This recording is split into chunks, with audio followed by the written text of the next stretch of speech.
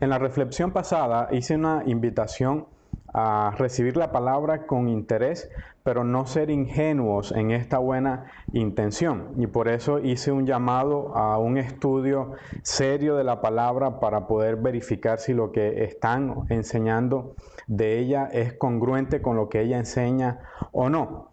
Pero esta mañana quiero mostrar un peligro de ir solo a la palabra de Dios para verificar si lo que otro está diciendo es correcto o no. Y este peligro es perder sensibilidad a lo que la palabra del Señor quiere decirnos y convertirnos solo en meros cazadores de errores de quien predica o enseña la palabra del Señor.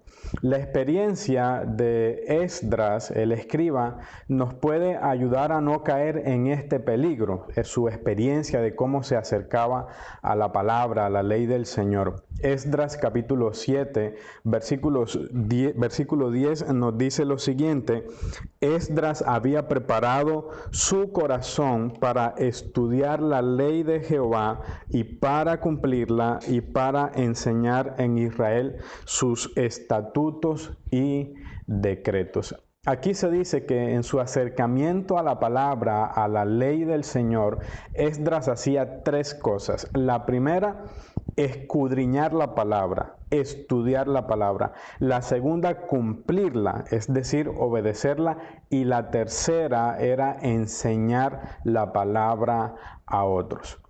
Ya yo dije que hay un peligro en solo ir a la palabra para ver en qué se está equivocando el otro o no. Y es por eso que no debemos permitir que el estudio de la palabra se nos convierta en una mera cacería, solo en ver y en cazar los errores del predicador o del pastor. Nuestro principal propósito de estudiar la palabra, la Biblia, debe ser obedecerla para luego enseñarla a otros. Y tal ejercicio, claro está, nos ayudará a verificar si lo que el otro está diciendo es consecuente o congruente con lo que la palabra dice y enseña.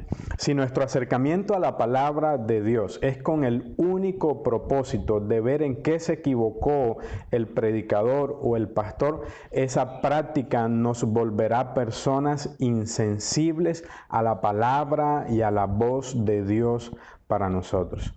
No podemos permitir que el estudio de la palabra se nos convierta en un mero ejercicio académico para adquirir más conocimiento y más nada. Debemos permitir que ese conocimiento que adquirimos pueda transformar nuestras vidas y en esa medida entonces poder enseñar a otros para que sus vidas sean transformadas a través de la palabra. Y en esa medida nosotros debemos permitir que esa palabra que nosotros estamos escudriñando también nos escudriñe a nosotros, escudriñe nuestro corazón, nos interpele, es decir, nos interrogue y nos ayude a ver cómo estamos delante del Señor y así nos desafíe a cambiar lo que es necesario en nuestras vidas.